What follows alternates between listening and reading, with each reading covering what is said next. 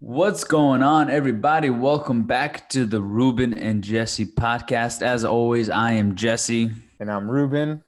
and welcome back to the show. If this is your first time, let's make it your best time. What is going on, Ruben? It's great, man. We've had some great guests.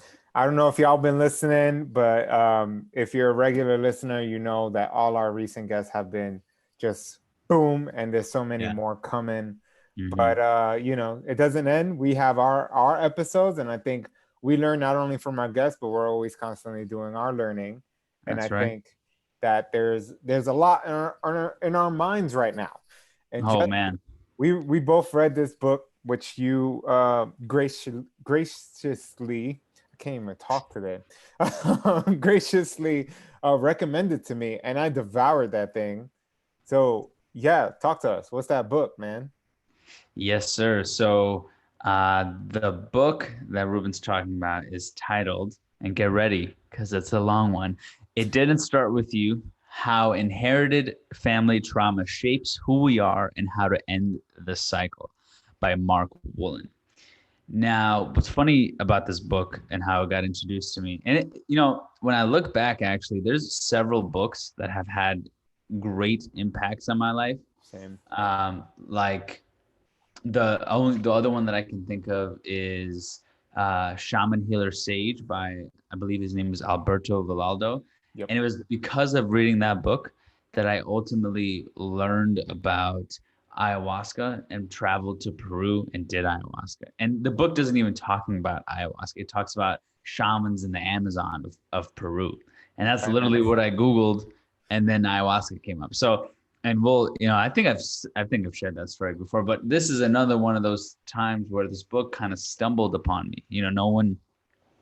No one actually told me to read it. I wasn't actively looking for it.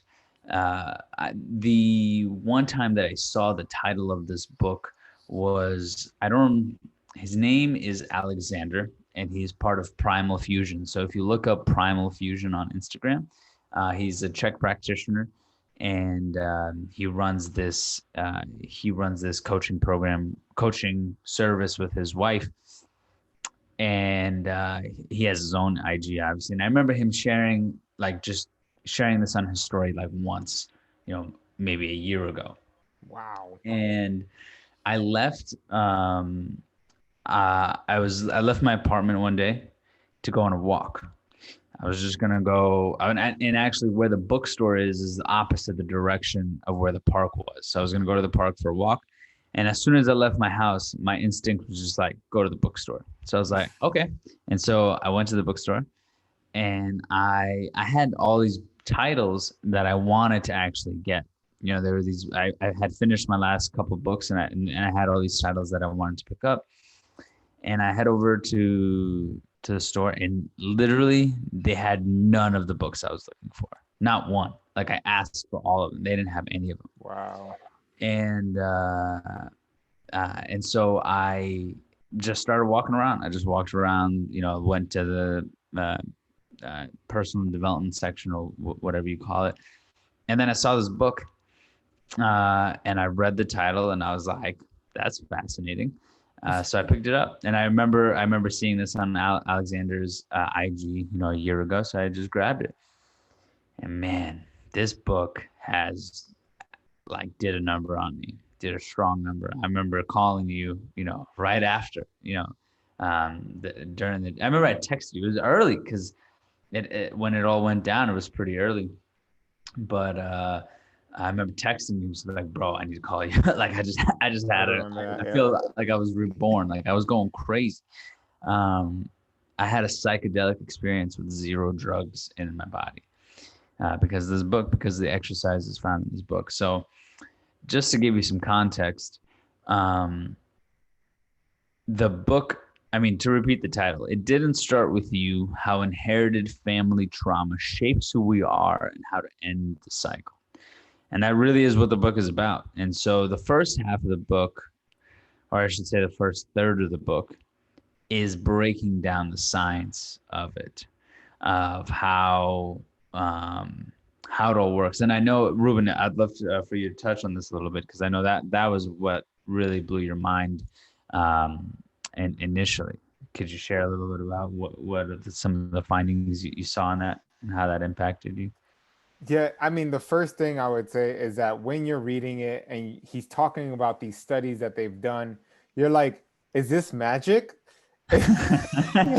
like like is this you and it's funny because we've been watching that show on Gaia TV as well, Missing Links.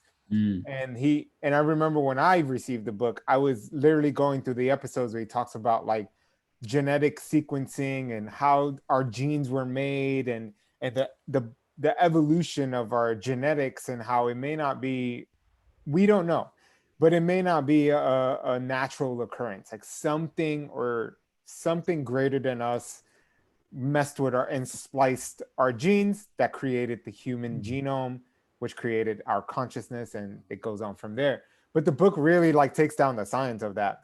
And what it really showed up for me was just like, obviously a lot of questions come up in the exercises, which I think were fantastic because it allows you to stop the reading, to sit there and write out things.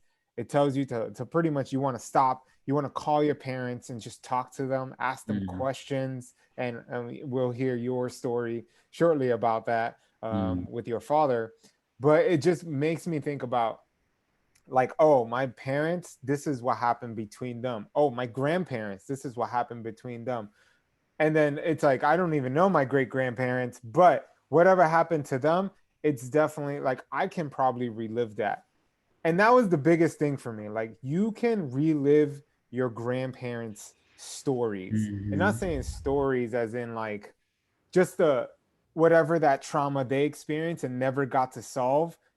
It's like your job to do it, mm, or else you'll pass it along to your children, which was the one that was really like, because I've been talking a lot about fatherhood. It's definitely like coming soon because I've been like reconnecting with a lot of older friends who are parents now. Avi, who's a good friend of us, and mm, he's been on the podcast twice. He's a father now, for instance. So like I was like, yo, I have to make sure that I'm good here because I do not mm, want this to go towards my children. And that was the biggest thing for me, like just the fact that that happened. And like not only that, but both my grandparents on my mom's side died before I was even born. So you just mm, imagine the amount of pain that my mom had to go through with her mother dying at 13, for instance. mm, Well, that mm, definitely transferred over to me because I have bouts of anxiety. I have immense fears of death. Why is that? Well, guess what? My mom has an immense fear of death. mm, Why? Where does that come from? Oh, grandma died early, but grandma also had an immense fear of death, mm, like, mm, and it's not a normal thing. Like I asked, I talked to Karina, I talked to you, and we've talked about death many times, but it's like, oh, that's just one piece of the puzzle. But I think there's so much more there. Like when I talked to my dad and like the suffering he went through, no love from his mom when he was growing up. He had to do everything himself. And I'm like, oh, that's where my independence comes from, right? But also the darker sides, like, if it wasn't because we do the work, how many times I would have cheated on Karina because I have this intense, voracious appetite for beautiful women. I'm just gonna say that here, but that comes from generations. Like my grandfather literally has children with like three different women. Okay, he's still mm. alive, by the way, but my grandfather had Player, player. player. And then my dad was also a player, right? Mm, Like it's just in the bloodline. So I've had to like really tackle that throughout my life. And it's so crazy how like you start putting the pieces together and you're like, it's not me, it's literally like in my genetic disposition that like this exists. And one of the things, and I'll pass it back to you because I definitely want to hear more, is how whatever happens from a traumatic standpoint to our parents in their bodies, it's literally goes into their like, mm. there was some crazy thing. And I don't really remember. It was about our mom and her ovaries. So Yeah. basically when So she's pregnant. Yeah. I know exactly what you're talking about. So two Yes. things actually. So the two halves that make, this is one of the things you find out in the book, that like, I don't know how the listener, you who's listening to this right now, I don't know how you're going to take this, but when I read this, I had to put the book down for a second. Because when you really weigh the gravity of what this means, you're like, holy shit. So basically, the two halves that create you, right, um, exist, have existed since both of your parents have been born. So the research already shows that like, um, uh, the like your sperm, like the sperm that is you, the essence of it exists within your father's sac. I'm paraphrasing, obviously. Exists in your father's sac since he was born. People, it's common thought that you every time you bust a nut, you replace your sperm cells. Um, and I don't know all the science of it. I'm sure to some degree, yes, but like I said, the essence of you is always there. The potential of you is always there. And then with your mother, and this actually has been known for a while now, is like she is born with the eggs that hold you. So the two forces that create you as an outcome are alive within your parents their entire life. So Wild. anything, and if you understand how trauma works, I mean, I know you read that book, Body Keeps the Score. It's Yep. like, if there's anything you understand about trauma, is that it lives throughout your entire body. It's not something that's like in the ethereal. You physically absorb trauma. So anything that's happened to your parents, uh, uh, throughout their entire lives, you indirectly experience that as well at the most basic level. So you can carry that on. You can carry on, and we'll get into my story with what I came out of this book for the rest of your life. And if you take a moment just to think of that for a second, it's like, holy shit, It's a lot.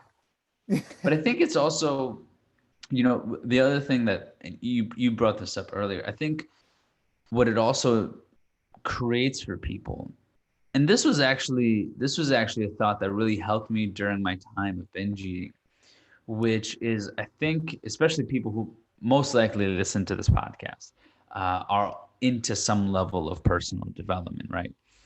And um, I think a lot of times people who are into personal development like to assume that everything is on them, meaning like, in some ways that's good, right? Like, you want to take responsibility over your life, but very often we think that everything we do is up to us, like everything that has occurred, everything that everything that comes out of us is just us, right? It's our fault, we're the problem, we're the issue. And um, if people really understood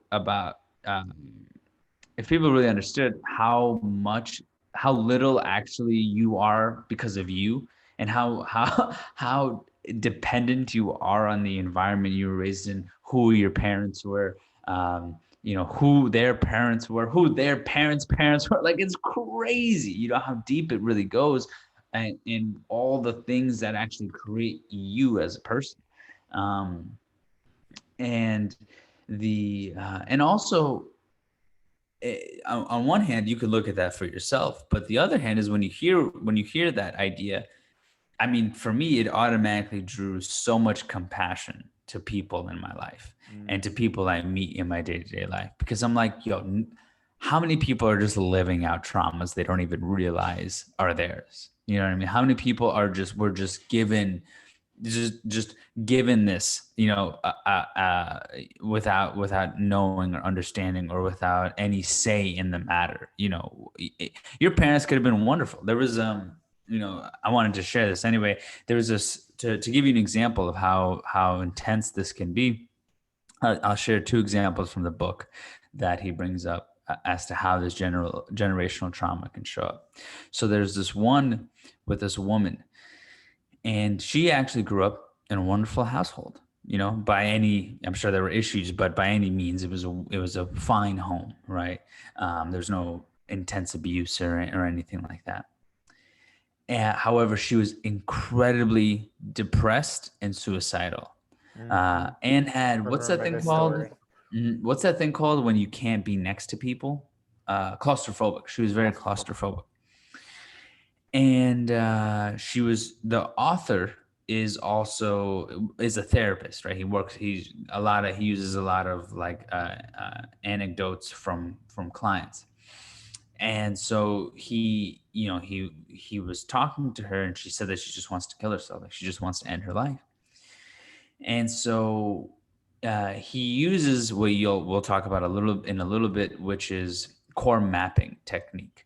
Right. And it's actually the technique that's found within the book as to how to recognize patterns in your vocabulary, in your thought process, in your experience, to track traumas in your life. And so, knowing him having this awareness, he goes, okay, how would you kill yourself? He asked her this question. And her response was very unique. She said, I would vaporize Right. myself. I remember this. Yeah. I Yeah, yeah, obliterate myself. It's like, yeah. what? Yeah. She's like, I would vaporize myself. And she was like, my brother, if I remember this part correctly, she's like, my brother works in a steel factory. Hmm. I would jump into where they make like the molten steel and burn my body alive.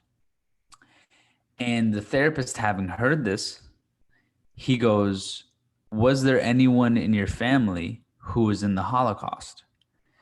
And at first she said no, but then she goes, well, actually, my grandmother's sister was was in the Holocaust, and she died by being burned alive in a gas Gas chamber. chamber. Yep. You know what I mean? And think about it from a couple of perspectives. It's like, one, you have like how many, I've met people with suicidal ideation. I've never heard vaporizing myself. And two is she was very claustrophobic. So imagine her grandmother like in this gas chamber. She's surrounded by people. She can't get out. She can't move, and she's literally being burned. Her skin, her whole entire body is being burned alive by this gas. And so her granddaughter, her grandniece is living out the trauma that she experienced at the end of her life, right?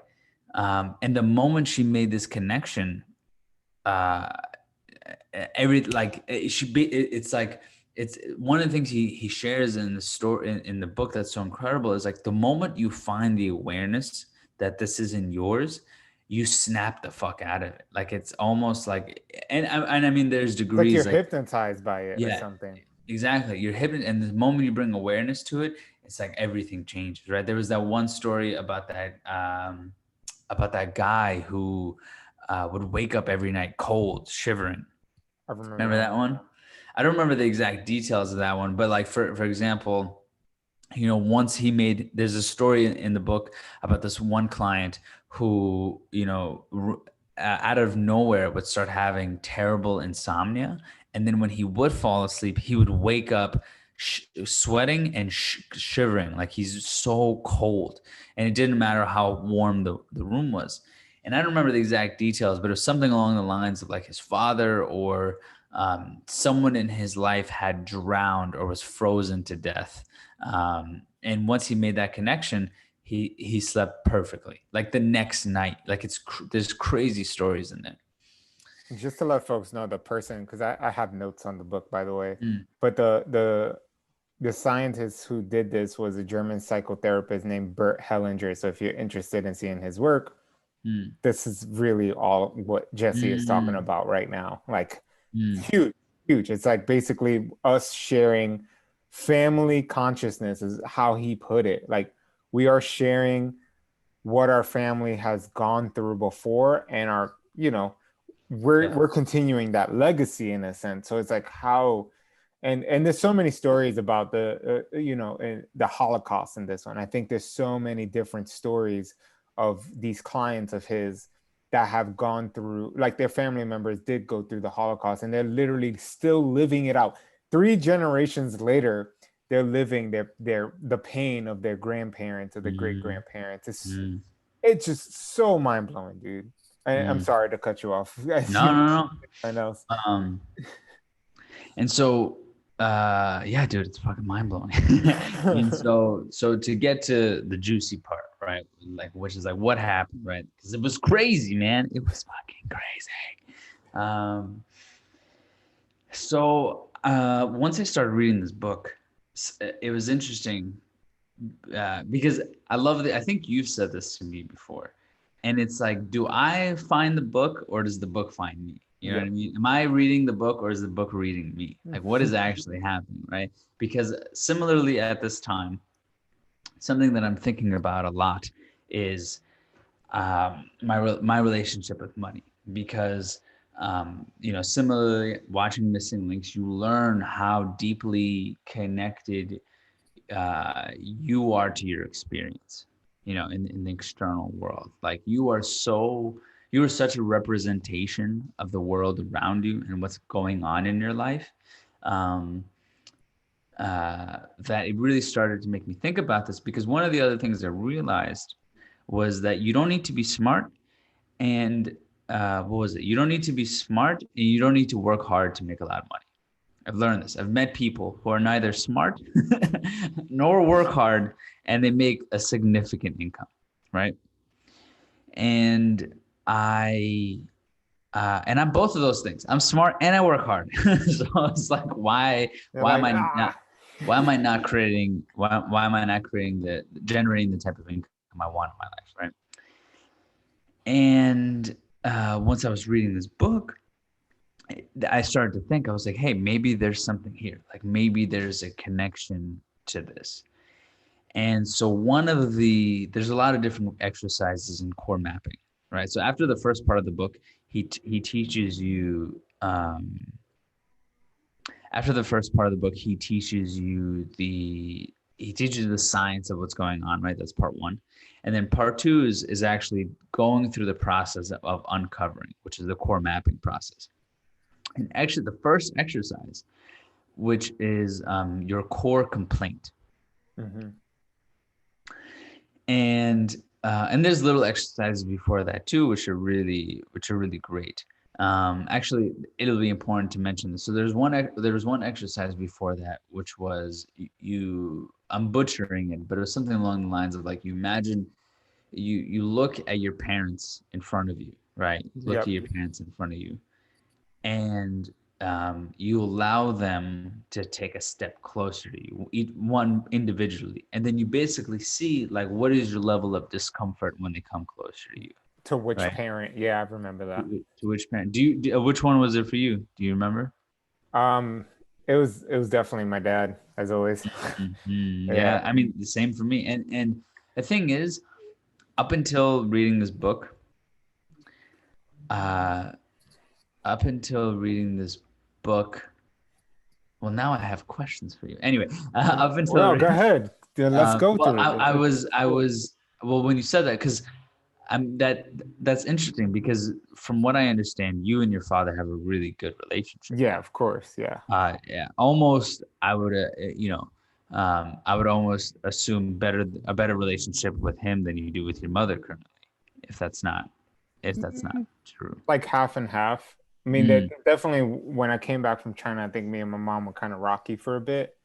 But over the years, obviously, through the work of Next Level, through the experiences we've had, mm, which we've spoken about, I think I've definitely come to have this mm, understanding and forgiveness for my mother. Because obviously, through mm, reading the book, when it's like, oh, I remember when I used to like, what's the word I'm looking for? Like, I saw my mom as weak. Does that make mm, sense? mm, Because it was mhm, like, oh, I kind of had to take care of things at such an early age because you never had money. Like I couldn't mm, do anything. I couldn't go to mom and be like, "Hey, I need, $20. I can go to the movies with my friends." That was never the case. I had to go and figure it out on my own. mm. It was like, "Oh, you were unreliable," um, kind of thing. But obviously, I do not see her in that light. Like you get older and you start realizing, like, shit, Yeah, fucking tried her best with yeah. everything she had with two children by herself, the whole nine, so you start to Sure. understand. But um I don't know, I would say with my mom, I definitely feel like if I'm going through a hard day and I talk to her, just her voice soothes me still. Mm, Like, Mm. and you know that, like, there's Yeah, something for about sure. like your mom and that connection Mhm. as mother son. And then my dad, I feel like it's just fun to talk to him. Mm. We always have great conversations. We laugh together. We shit on each other, like the whole nine. Like, you're what you want in a dad, and like, and I can see now that he's like, he definitely has a lot of regret for not being there for like a big majority of my life, but he's doing everything in his power to make sure that we have a great relationship. Mm. So I really respect him for that, and for the fact that he's willing to do that, first of all, and he does it just as himself. And every time I speak to my dad, I learn something new from his Mm. past. And you're just like, you lived an insane life. And one day, I would love, when he's old, just for him to talk about his story, because folks will be like, how the hell did you get out of all that? Mm. Like, just being on the streets, drug addict. Like, he wasn't a drug addict, but Wow. he did many drugs and jail and the whole nine. And to see how successful he is today, you're like, that's a true American story. But yeah, I have so much respect for both my parents, because you start, and this book really helps you see that, like, fuck, like they went through so much, like Yeah. so much, to make sure that we don't go through that Yeah. same pain that Yeah. they had to go through. Whether, I don't care, and I'm not even, I'm not first generation, I'm not second, I'm third generation, because Mm. my grandparents were from Puerto Rico, and then they came out here, and then my mom was born here, my dad was born here in New York, Brooklyn. So I'm third generation. So I'm not. So Matt, I always like feel bad, because you think of like first generations, well, second generation, their parents come here, and then the second generation kind of has to pick up, right? The amount of stress and work that they have to do. But I think there's something about, like, if you are self-aware of it and you understand your parents' pain, then it gives you a purpose and a mission to move forward, Mm. and to make sure that your kids end up better, because that's what we're here for. I mean, that's really your purpose on this planet, is to Mm. continue your to continue your genetics, and Yeah. make sure that Progress. exactly. So that's why we're technically, I mean, from a folks. So what I wanted to understand though was like Right. when you did have that discomfort with your father in that exercise, what came up? I mean, there's the obvious of like he wasn't there. Yeah. However, from our conversations, I felt like yeah, like I felt like as painful as that is, even though there's only so much empathy I can have because I didn't have that experience. Right. Um, so what came up for you when you saw how much discomfort you did have for your father in that moment? It was more of like, I have a to think that someone can go through that level. I mean, with a sixth grade education, like no education, to be as successful as he is, it's like, oh, I have a lot of work to do. Like, Mhm. in terms of like, how can I get to the level of success he's So it reached? was intimidation in the moment. Mostly intimidation. It's just like, fuck, like, Wow. how do I reach that, with what I have? Because I already have the education. I have, Mm. the knowledge of the emotional intelligence and all these things, but he just has he's built the right relationships. He's an amazing salesperson. Like, that's the only reason why his company is a multi-million-dollar company. And he just he takes the day as it goes. Like, if you watch my dad in action, you're just like, this dude just takes things, and he's like, oh, I'll figure this out. And it's like, dude, adaptable as fuck. And I know I get that from him, like, big time. And I'm just like, damn, I have all this, but yeah, I haven't reached that pinnacle Mm. financially in terms of success. Um, Fascinating. because it's hard when you're like, you and your partner are like, we're looking at hotels right now for our trip. This is just an example, and we talked about Mm. finance and how it shows up in both our lives. And, I look at a hotel, and it's COVID, and it's like, why is this 170 a night? No one's staying there. Like, that's like what I'm saying. On the other hand, when I've been on like trips with my dad, or whatever the case may be, I've seen him drop thousands of dollars to stay at a fancy resort in Miami, like nothing, without a flinch. And I'm like, Mhm. I look at $4,000, right? For what we just, we stayed at a resort, we ate certain things, we drank certain things, it's all on the hotel card. And the bill comes up, no flinching.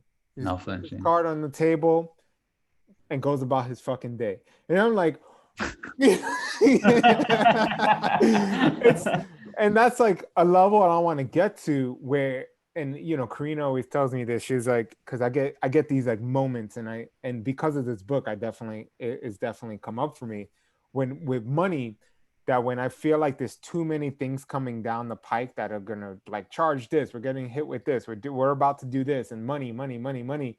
I get overwhelmed, and I would literally not eat. I will fast on purpose to save money. And I've done that before. Wow. Um, because it's like, oh, I need to go into this mode of just like super frugal, cannot spend a penny. We don't Mm, have enough. And I'm lucky enough to have someone that's like, hey, hey, hey, she's very much the analytical, I can put the numbers together. This is how much we got this month. This is how much we're paying out. We're okay. We're positive. You know what I mean? mm, And I'll look at it and be like, okay, I feel better. But at the time, because I'm seeing all these things hitting our cards and the bills and the rent and all these things hitting me, I'm like, what is going on? mm, Versus, I see my dad for, that hotel bill for 3 days just drops it like nothing. And I'm just like, it can be intimidating because you're like, I'm not at mm, that level. I'm 31. I should be there. I know people that are making much more money than me, that are younger than me, without a degree, right? Based on like what I do for my day job. And you're just like, fuck, why am I figuring it out?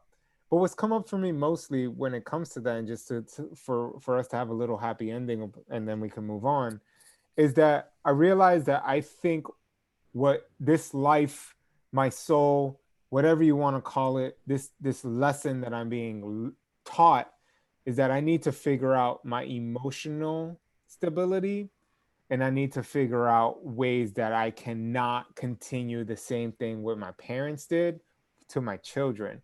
So it's like, hey, it's like life is like, hey, you need to figure that shit out before we decide to make sure that you have the financial well-being, because that can actually destroy you.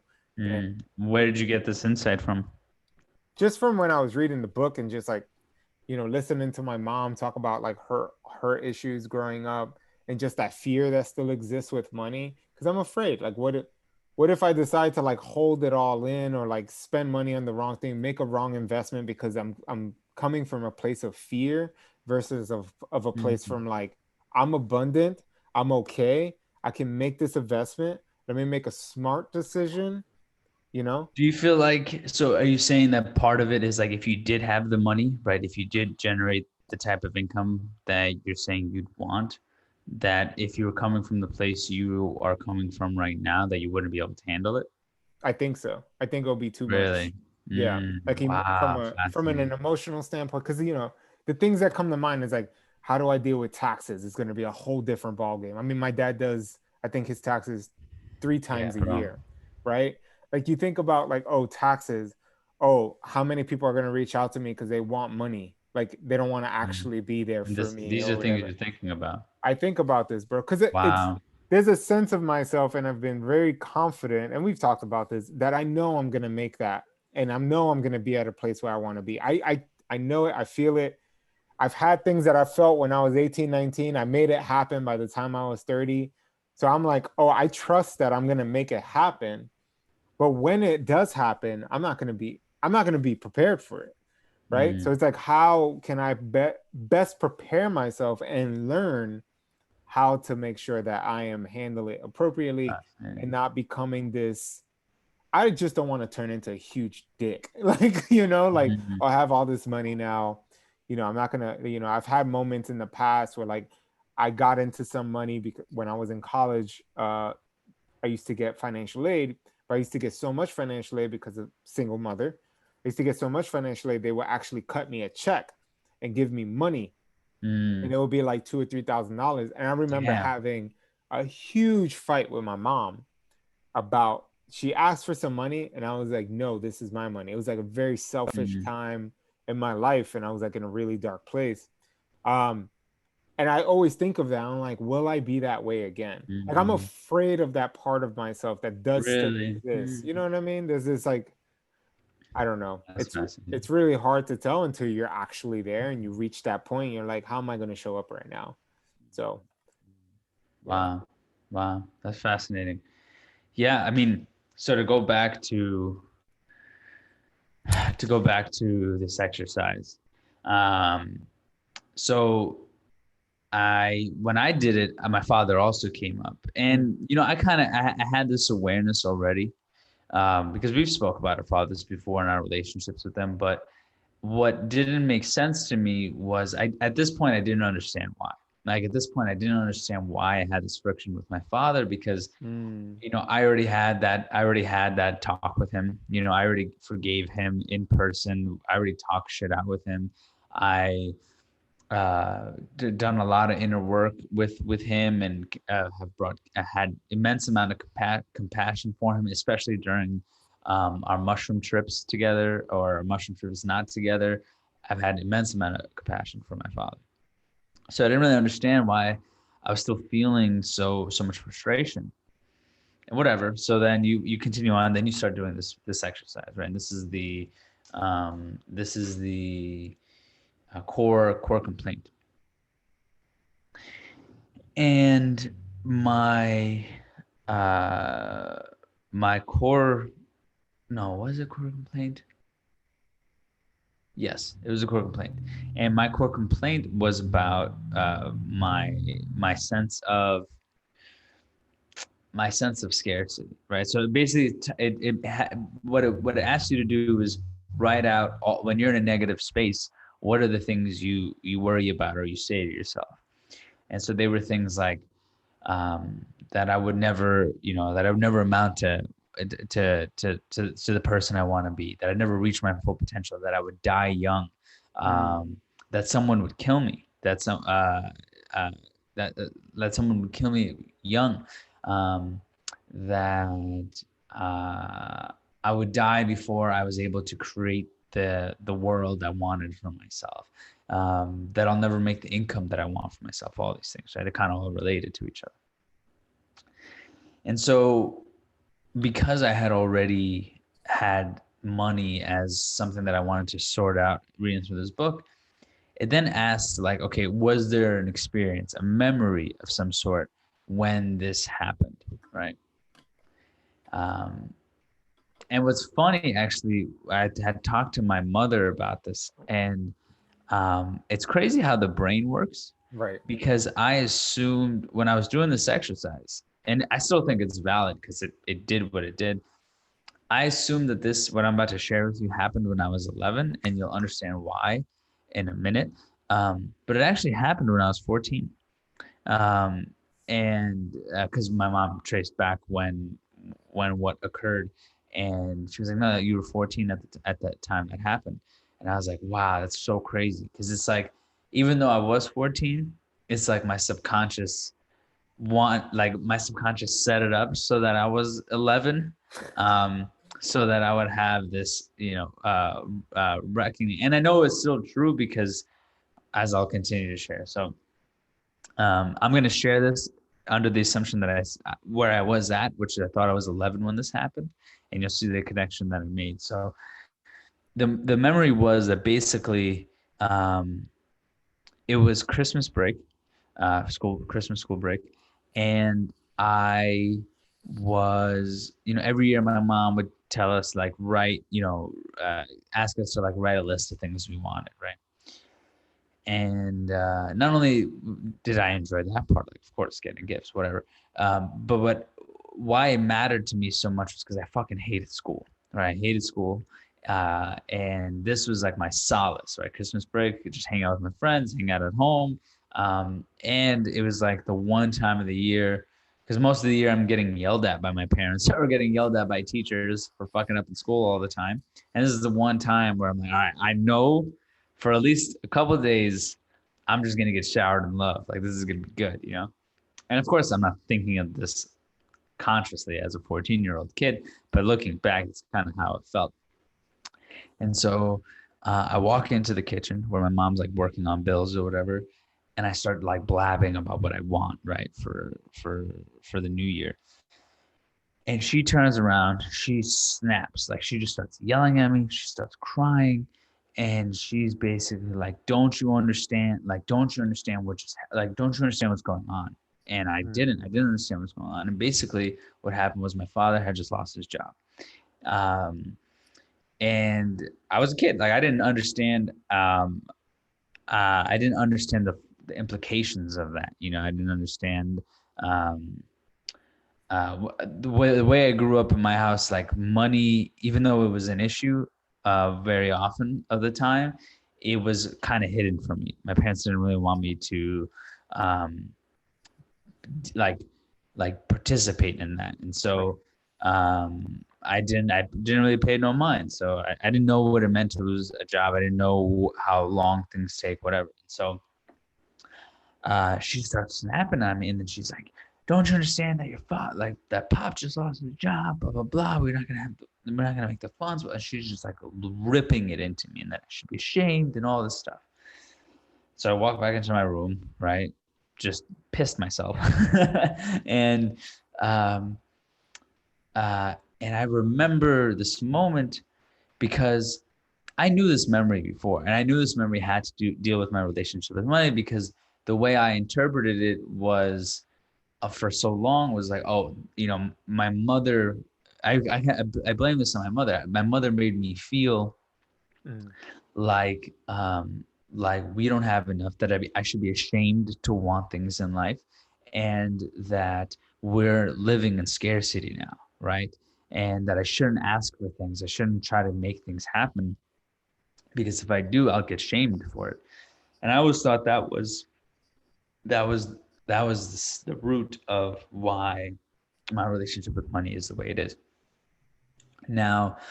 um and to be honest, there was a period of time where I really did have a hard time standing up for my income, whether it was for at a job, or once I started doing freelancer work or coaching. Like, there was a really strong period of time where I was really uncomfortable asking for money, like terribly, like my bones would shake, type of thing.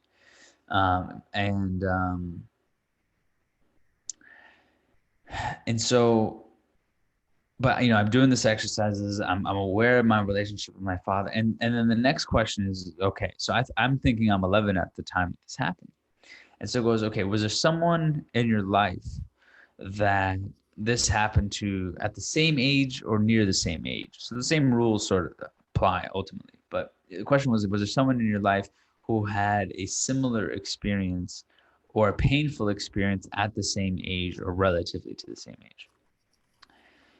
And what came up was, oh, my father lost his father when he was 11 years old.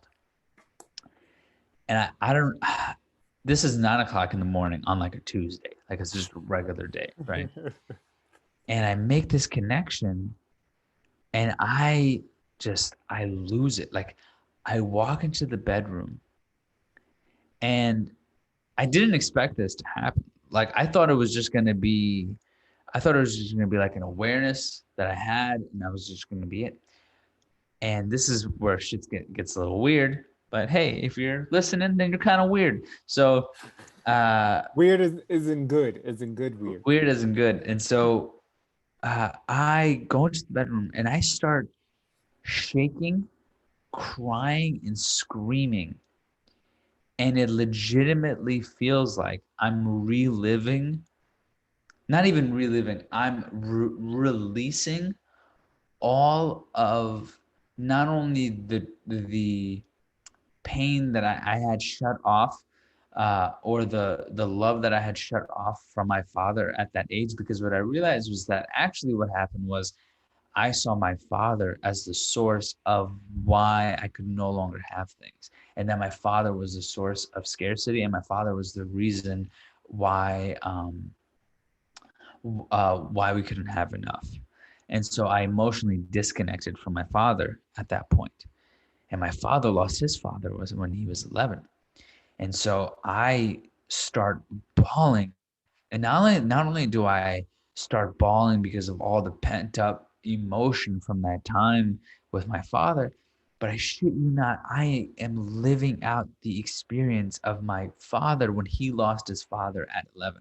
I expressed all the emotion that he couldn't express as an 11-year-old child. You know what I mean? And I just, my whole being was just like just screaming in so much pain over the loss of a father, and over the loss of years of this emotional connection with my father. And I'm losing my mind, and I'm coming out of this moment, this is like the first time I felt safe since I was a kid. And I didn't even realize how I was living in scarcity every day, like legitimately living in scarcity all the time, worrying all the time about my safety, my security, all those things. And this was the first time that I had, in that moment, I called my father a little while earlier, and I was like, his voice even sounded differently. It sounded like it sounded when I was a kid, when I was like 6 years old. It was almost like he was brought to me in a new light. And it was, words do not do justice to the experience I had. But then, and that, not but then, because that is an incredible moment. And to continue, there's another exercise that you go through. And this one, I didn't bawl or cry or have this intense experience, but what did just to put a bow on it, after that experience, what happened was that, like, it's not that all my problems were fixed. Actually, a lot of wild things happened after that. One of the things is that same day, that literal same day, my grandmother passed away that evening. Which to me, what it represented, I haven't spoken about this, but my grandmother was living with dementia for almost 4 years, and she was suffering. Like, she was legitimately, just the last 2 years, especially the last year, it was not a pretty sight. And you could see, for anyone who's listening, if you have a loved one who's had dementia, I'm sure you can relate to this. It's like, it's not as simple as they just forget. They don't just forget. It's not like they just like forget shit and they're just a vegetable of themselves. There are moments where you can actually see that who they are at their core self is still there, but they don't know. They don't have the faculty to express whatever their soul may be experiencing. So there would be times where my grandmother would look at me and she would want to think that she knows who I am, or she has like a glimmer of like knowing who I am, but then there's just no faculty to express it. And so basically, there were things that happened earlier in that week that led to this point, but what that represented to me was that, wow, like the moment I released this suffering in my life, my grandmother released the suffering in her life, fully released the suffering. So it was just wild. And so after that moment, what has continued to stick since then is that, funny enough, I was doing numbers today and I was pleasantly surprised that, like, oh, actually things are doing better for me. That actually, like, better for me than ever before from a financial standpoint, that I didn't realize was the case until I calculated the numbers.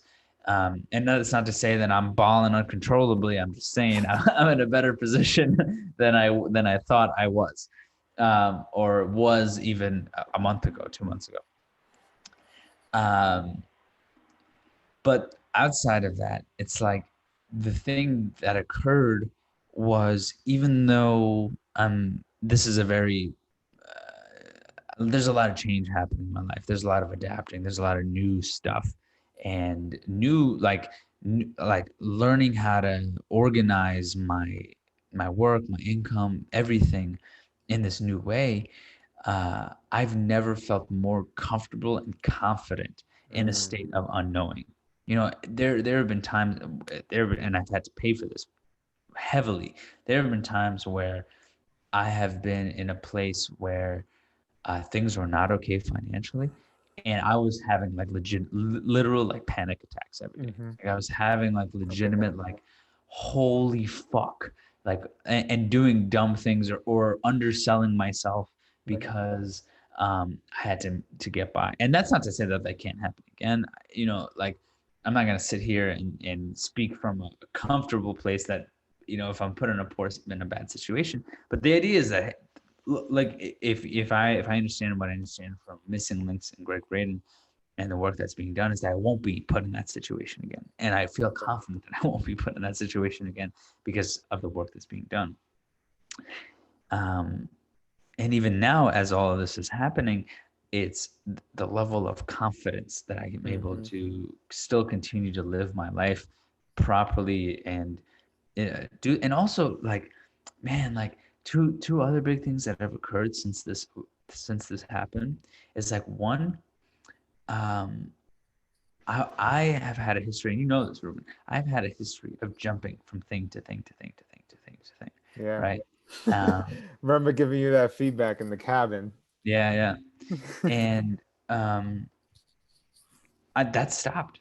That has stopped. Like um, I have not had a desire to pick up a new project in a while. And after that, it was like even more so. Like I'm not even thinking about, oh, it'd be cool to do this thing, or it'd be cool to do that thing. Like and it's not that, like, all I'm thinking about is the things that we have going on, right? The things that we're working on, and just and having the belief and the confidence and the patience to go through that. And it's not like I'm trying every day, like I got to stick into this. It's just this level of like understanding and calmness, and like, this is what I do, this is what I'm doing, and we're going to see this thing play itself out. And the other thing that's really interesting is I've also had a bad habit, and I don't think we've ever actually talked about this, but I've also had a bad habit of um, like a level of consumerism where, like, I would feel comfort in buying things, right? Whether it's clothing, whether it's um, some fancy food or snack or experience or whatever it is, right? Like I would, like, even if I really didn't need to spend that money, um, like I'm almost not extreme opposite, but almost opposite to you, which is like I was not a frugal person. I was very much like, oh, I got some extra money, let's spend it. You know what I mean? Um, and ever since that experience, I have not had the desire to go out and spend money. I have not had the desire to spend it on food when I have food in the fridge. Like my desire to like need something or want something or like obsess about this thing that like I want to have in my house or need in my house, whatever the fuck it is gone. You know, like it hasn't come up for me. And I think it's because like one of the things I didn't mention was like when that experience happened, it felt like my heart exploded. Like it felt like my heart expanded at like 1,000 miles. It was crazy. And I got this such a strong sense of safety within myself that all these things kind of just dissipated, you know, around me. And then the last thing I'd want to share, because this was the other really big takeaway from this book, was when I mentioned this earlier, and this came up in another exercise. When I look at my core language, right? This is another one. My core language, my core complaint, all these things. Again, there's this one that's called your core sentence, right? Which is like basically it takes you through this very sort of meticulous process of getting down to your core sentence of your limiting belief, or your negative belief, or what negative thing you say to yourself a lot, or fear you have, whatever it is. My number one, if I remember it, I may not remember it exactly, but it still gets the point across, which was that I would die young, never having lived to my full potential.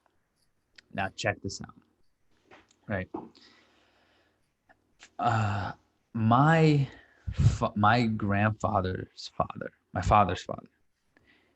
My grandfather's father died before the age of 50 in war.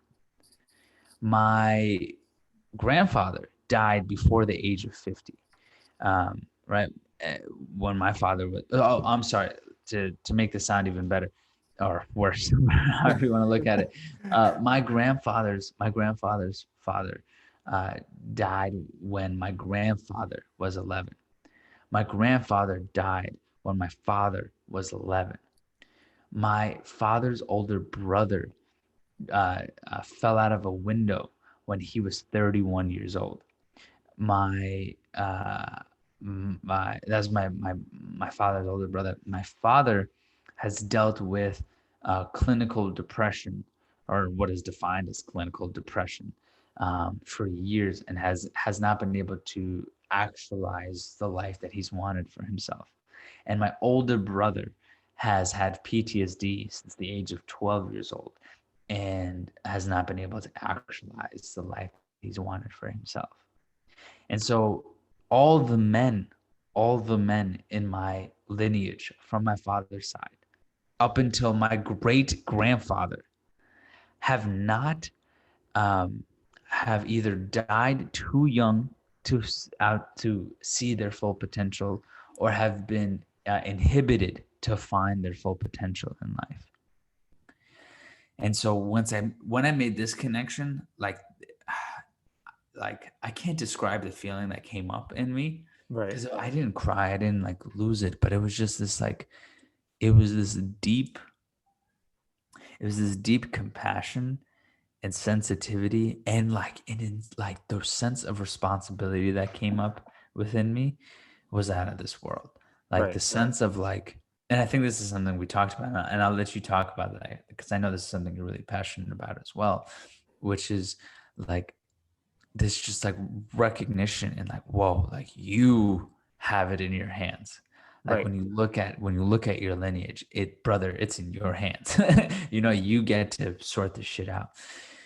And like the buck stops with me. And so one of the practices, which actually, as soon as we jump off, I'm going to order the candles. The third part of the book is all about healing practices through your generational trauma. And one of them that I really gravitated to was having all of because, well, to backtrack, like something that was very powerful was in the book. Once you get down to your core sentence and you find these connections, one of the exercises is you basically imagine all of these beings in a room. And understand, I never met my grandfather, I never met my uncle, I never met my grandfather's grandfather. We don't even know what he looks like. That's the crazy thing. I try to find photos of my great grandfather. We don't even know. There's like no one we could talk to or reach out to understand what he looks like, because he died when my grandfather was 11. You know what I mean? And so I had to sort of create this image in my head of what he looked like, or just his spirit. And basically, you have all of them. It was something along the lines of like they're all in this room with you, and you basically you thank them for the pain they've experienced.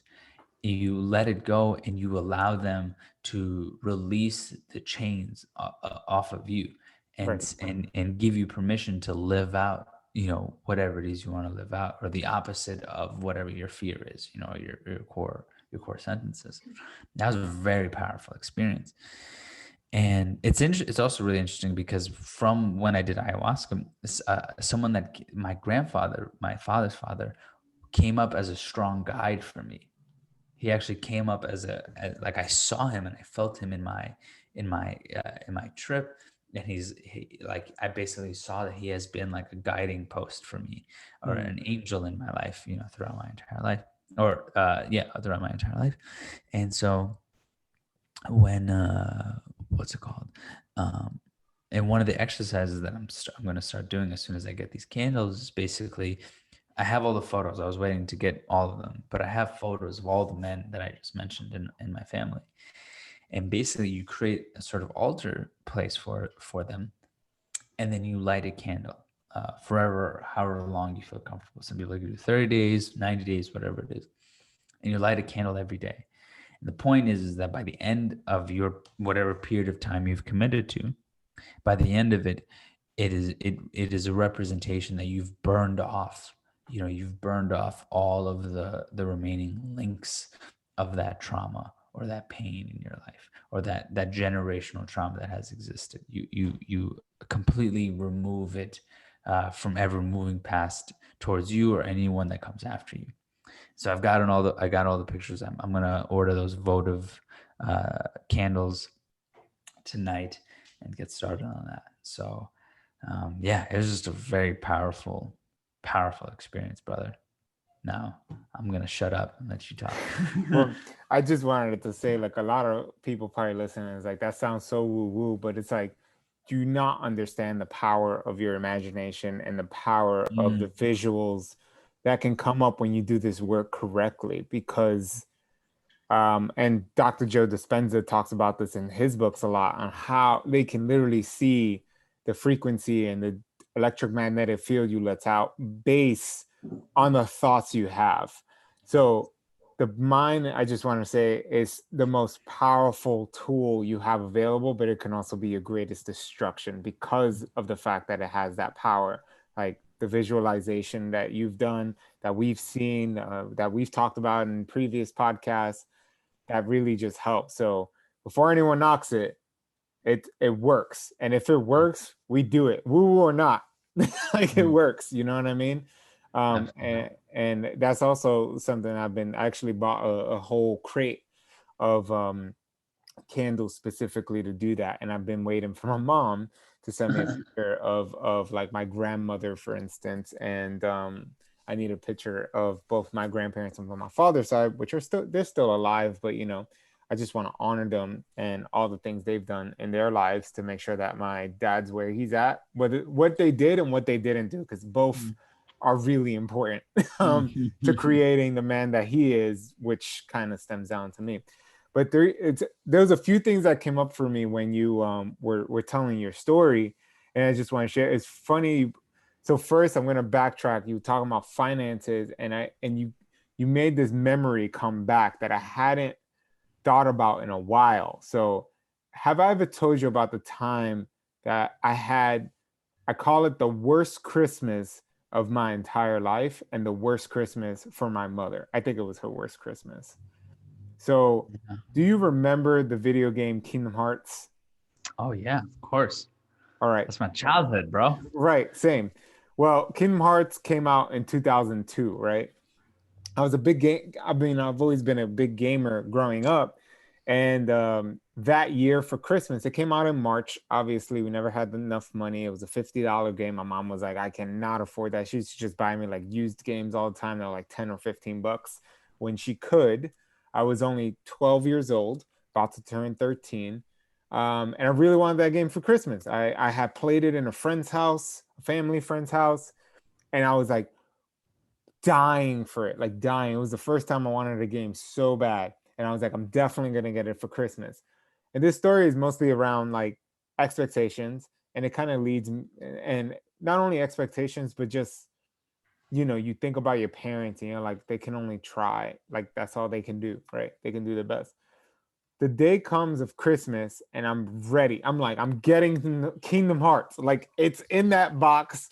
She probably tried to trick me because, you remember the PlayStation 2 games. They were like these long rectangular boxes, but there were no rectangular boxes like that. They were all just regular boxes.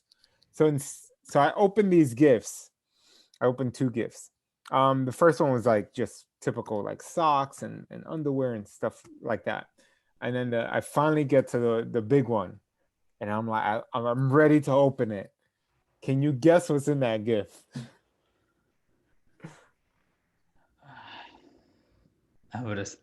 Not Kingdom Hearts. Definitely not Kingdom Hearts. I can't. What's in that gift? Now, what? I can't. How big was it? It was like a bigger box than a video game. But yeah, I won't. Shirt? As a Wait, teacher? nah. It was a new CD player because I had broken my CD player. Okay, we're going way back. CD players. This was before iPads and iPods and shit. So she buys me a new CD player that I I was still working, like for me to buy something new was almost impossible. I was working with a broken CD player, but it worked. And that's all that matters. So I was like, I can still use it. So I remember sitting there staring at this fucking CD player, upset. I was just mad, dude. Mad that I received underwear, socks, and a CD player. My sister just had, she got like toys and shit, which was really cheap. My mom, a month before, told us specifically, I may not be able to get you guys Christmas gifts this year. You may get them late. At least she was being honest with us. She was like, you may not get them Christmas Day, but you may get them late. So the fact that she even got us anything was a huge deal. My little selfish Sure. kids being dicks, as everyone says, kids are assholes. I made my mom cry. And that has been imprinted in my mind since that day. On just not in a negative sense, but one being like, I understand, like when those moments came, that the visuals and seeing my mother and all that is like, I understand where you come from. I forgive you, and I hope you can forgive me, which we've done that work too, me and my mother, like forgiving one another for the shit we've both done to one another or not done. Because it's powerful, and because of that, I think it's required me to be such the hardest worker in the room, or like being able to do as much as possible, because it's like I do not ever want to be in a space where I cannot tell my partner, my friends, my child, that I cannot get them a specific thing. And that not only goes for anything external, a stupid cell phone or whatever the case may be. That's also internal. Like, I'm going to be able to give you everything because I have the power to do so, and the means to do so. So that was a great lesson that I've learned, and also like something that me and my mom spoke about as well when I was reading the book, and I was calling her like every other day while I was reading that book, just to connect and ask her questions about her history and her own stuff, and that came up. Second thing that came up was something similar to what you said. Like, when you had that release, it was as if something was completely gone from you. Like there was this lightness. And I've shared this in like a YouTube video in the past, but like when me and my dad connected again, I felt that. And it was as if a hole inside of me was filled. And it's hard to like pinpoint exactly what that hole was, but there was definitely a shift between Ruben before I had a relationship with my father and then Ruben after I had a relationship with my father. Like there was a sense of responsibility that was more so willing to take on because I had this relationship with my father. Back in the day, I was very like, iffy. I was very what's the word, like flaky, right? Like I was one of those people. But I feel like after I had my father in my life, and I always say it's an energetic thing, like having that masculine figure that exists, that you came from, it's very powerful. So there's something about that, and it leads me to something in the book that was mentioned. I remember us talking about this, and you specifically told me about that study that they did about the parents and how your relationship is with them correlates to how sick you would be in your life. And those were some crazy fucking statistics, folks. Like, I have it here, so I want to read it off to people because that's how powerful it is. So the study looked at participants and were asked to describe their relationship between both their parents. So whether they were very close, warm and friendly, tolerant, or strained and cold. So there was 4 subjects. 91% of the participants stated that their relationship with their mother was tolerant or strained, were diagnosed with significant health issues like cancer, artery disease, hypertension, etc., etc., etc. In midlife, compared to 45%, less than half who reported that their relationships with their mothers were close. There's a big difference there. Having a close relationship with your mother is important. Same thing happened with the relationship with the father. 82% of participants reported a tolerant or strained relationship with their fathers had significant health issues in midlife, compared with about 5% of those who had warm or close relationship with their fathers were particularly healthy. Now, If a participant has strained relationships with both their parents, folks, this is a big one. It was a startling revelation. 100% has significant health issues. 100%. You need to be close with your parents. There needs to be forgiveness. There needs to be a sense of like, I forgive you. Do you forgive me? Regardless of where they're at, even if they're dead. That's why Jesse talking about that earlier about the power of visualization, the power of doing these exercises, because it is literally for your own health and even the health of your offspring if you choose to have some. Yeah. And we go back to that responsibility piece. I was like totally for it. Like a lot of people are just like, oh my God, they want to escape or they want to run away from these things. And it's like, how far can you run? You can't. You can't outrun this. It's part of it. So why not just, hey, I need to put in the work.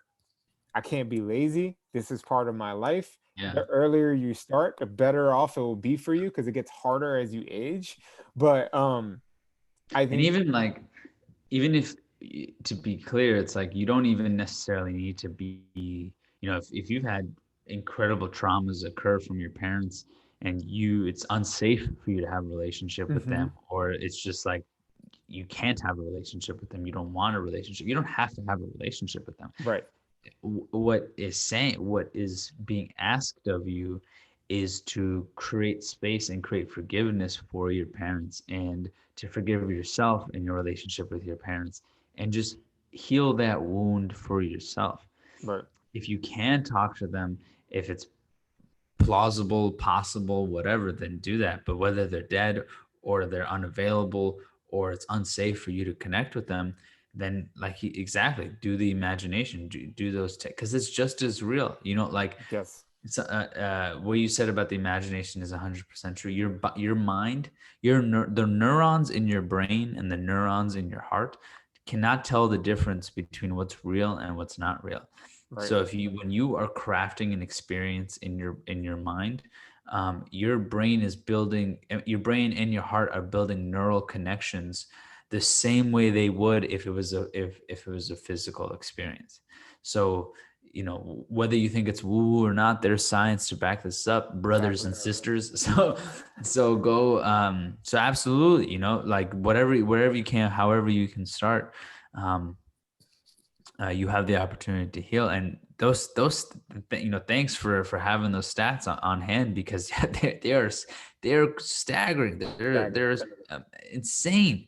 Um, and I think it brings up a point that I wanted to end off with, which is one of the biggest things out of everything that this taught me was how much I need to pay attention to my family, how Right. much I need to pay attention to my lineage, and to not take it for granted. Because, you know, I had an idea that because of the work we did at Next Level, because of the books I've read in the past, that there was a point where I dealt with my family shit, you know, like whatever family shit I had, I thought I dealt with it.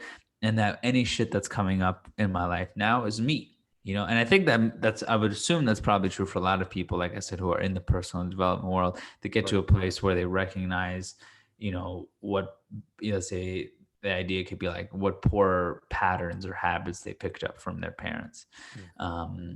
Or even that, like what traumas they're living out over and over again from their parents, right? And then I would assume, just like myself, there are people who like had like, oh, okay, I had this breakthrough and that's it, I don't have to look there anymore, you know. Right. Like how much can my parents or how much can my family actually impact how I'm being? And what I realized is like, oh, pretty much everything. Like, you really don't understand how much and like, fuck, like, I mean, on one hand, you don't even understand how much stuff before you were even born can impact your life, but let alone Even go the there. let alone your childhood. Like, you really don't recognize how much you take in as a child. Yes. It's You just don't a remember it. sponge. Yeah, you're just and it's hard to see it, but if you ever spend time around kids, you see it right away. If you've ever spent time around little kids, you're just like, wow, they are so like engulfed in whatever other people are doing, and they will pick it up like that. And that was you, that was all of us. So yeah, that was a lot. That's a lot that was shared today. Oh yeah. So I hope, brother, like that's what Oh we man. do. That's what we do. We share these things so people can find their own journey. But obviously, they're always welcome to reach out to us, That's right. That's right. and dig deep. Is there, before we close out, are there any other, final thoughts you want to share about the book, your experience, um, anything you want to offer to the listeners? No, I think I already said it. It's just like find the way with your parents, forgiveness, build a relationship with them if you can, if you have that capacity to do so, because you don't start realizing until you're older and your parents are older. You're like, fuck, like Mm, that's me. Like your parents are you. Like you're a piece mm, of them. They literally like birthed you into this reality, and you have both of their genetics, and you're going to pass that on to your offspring mm, as well. And the fact that everything you do, the way you show up in the world every single day, really come from both your parents, and all your traumas and all your pains that you went through and all the love they gave you, like all of that wrapped into a nice little bow. So when you become a full-fledged adult and you take on responsibility, all your unconscious, things you show up, the way you show up every single day comes from all of that. So the work you put there, you'll be more self-actualized in a sense of being able to be like, I know where I need to shift, and I know where my strengths lie, mm. because that's where that comes from. So just want to say that to y'all, and just I'll shut the hell up now. No, it's awesome, man. Well, I think there's nothing left to say, brother. The only thing I'd say is go check out this book. Yes. It's really powerful. Highly recommend it. It's a few bucks, and it could really make a difference in your life. And the exercises in the book are so straight to the point that you don't have to. It doesn't matter where you are in your journey. It's not complicated, and it can in fact, like, I wish I knew about this book earlier in my life, Right. honestly. Same. Um, so highly recommend you check this out. Otherwise, you know where to find us if you want to dig deeper, if you want to check us out, if you want to work with us, if you're interested in coaching. You guys know Ruben and I are both holistic lifestyle coaches. We've got our own ways. We got different energies. So wherever you resonate with, feel Hmm. free to hit us up. Our links to set up a session with us are in the description. And we look forward to working with you if you reach out. Otherwise, um, as always, thank you for tuning in. Thank you for listening. Ruben, close it out, brother. That's it. We're done. Nah. You guys enjoy the rest of your week. Until next week, we have amazing guests. So be Mhm. prepared for that. We ain't gonna say because there's a lot of surprise guests coming on, but we're coming at you really hard this year with Hard. hard. So so be ready for that, y'all. And as always, please, if you haven't already, leave us a review. It helps the algorithm so more folks can find this. Share it with a friend who you think may find this impactful or learn a thing or two. And yeah, continue listening. We always thank you for supporting us. And I will leave it at that. All right, folks. Until next week. Peace.